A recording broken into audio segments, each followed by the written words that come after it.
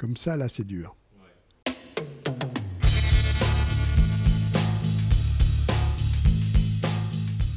Ah, ça doit être Alerte en Méditerranée de Léo Johannon à la fin des années 30.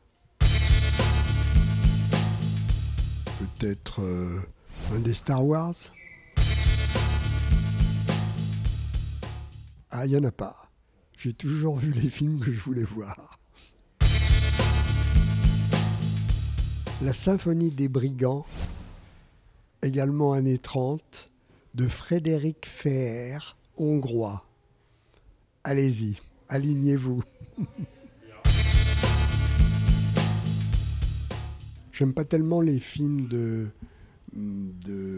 Gaspard Noé. Je trouve un peu snob. J'ai peut-être vu 30 000 films dans ma vie et on va en garder, je sais pas, 500. Donc il y a du déchet. Hein. Le film qui me colle à la peau, ça va être soit Citizen Kane, soit La règle du jeu, qui sont deux films que je vois tous les ans. Voilà, parce que j'ai besoin de les revoir et chaque fois je découvre des choses nouvelles. Ah ouais. Ouais. Et vous aussi, car je vous défie pour Citizen Kane de me raconter l'ordre des séquences parce qu'il n'est pas celui qu'on croit. Je suis assez franc dans mon jugement, j'essaye de le motiver, j'essaye de raconter aux auteurs, aux créateurs qui me montrent des films en copie de travail, pas finis, etc. La raison pour laquelle je pense qu'il y a encore du travail à faire. Mais je ne raconte pas, j'adore votre film, et ensuite par derrière, je dis c'est nul, ça je ne sais pas faire. Vautrin, d'après Balzac, de Pierre Billon, que j'ai vu alors que j'étais critique de cinéma, et tout d'un coup je me suis dit, rien ne vaut la littérature, et j'ai arrêté totalement d'aller au cinéma pendant 1 an.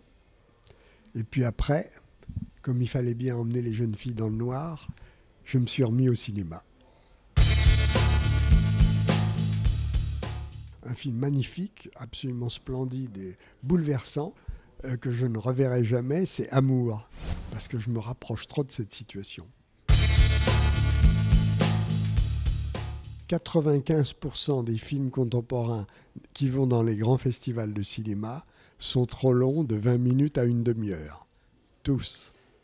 Donc, il y a l'embarras du choix. Partie de campagne de Jean Renoir, 41 minutes. Chef-d'œuvre. Il y en a beaucoup. Mais soit un Buster Keaton, le caméraman, soit Preston Sturges, infidèlement vôtre. L'histoire d'un chef d'orchestre qui soupçonne sa femme de le tromper et qui, en 3 épisodes, en fonction de la musique classique qu'il dirige, change, soit il l'assassine, soit il lui pardonne, soit je ne sais plus quoi. Chef-d'œuvre. On va dire Dario Argento, mais qui sont toujours effrayants avec cœur. Il y a un moment des choses de la vie où Romy Schneider court vers l'hôpital où Michel Piccoli agonise, ou est mort, je ne sais plus, et où la musique de Philippe Sard monte. Et là, je vous défie de ne pas pleurer.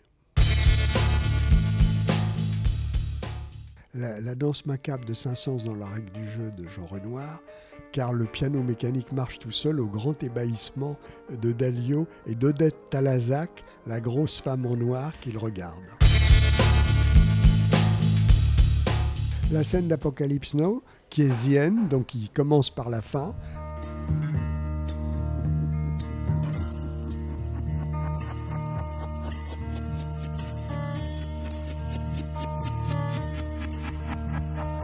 This is the end, beautiful friend. J'aime pas beaucoup Les Portes de la nuit de Carnet, malgré toutes ses qualités artistiques énormes, mais parce que Jean Gabin et Marlène Dietrich ont été remplacés par Yves Montand et Nathalie Nattier, Yves Montand, dans le film, c'est ses débuts au cinéma, est catastrophique. Il est vraiment très très très mauvais. Il a appris ensuite, et il est devenu un grand acteur, notamment chez Sautet dans César et Rosalie, mais quel itinéraire pour arriver jusque-là.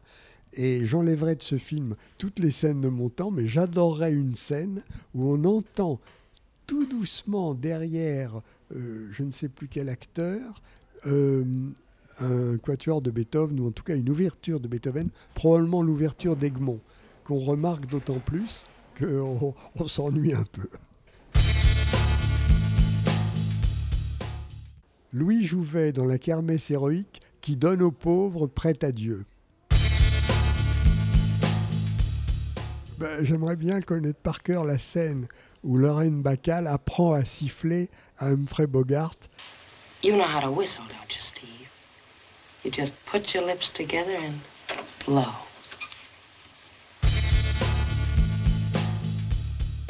Qui s'attendent à des émotions extraordinaires, qui s'attendent à travailler beaucoup, à être très peu payés au début et à devoir aussi beaucoup de choses à sa chance. Il faut savoir la saisir. Mais ce qu'on ne devrait plus voir, c'est des scènes d'horreur qui pourraient être évoquées par allusion sur le regard des témoins. Alors, contrairement au Cahier du cinéma, ce n'est pas dans les 2 premiers rangs de la salle. C'est dans une place, en ce qui me concerne, au bord du rang, parce que je veux pouvoir sortir sans déranger, et en étant seul dans mon petit coin. Vol au-dessus du nid de coucou, présenté hier soir sur Arte, en hommage à Miloš Forman. Le film de Koreeda, le japonais, qui fait des chroniques familiales sensationnelles.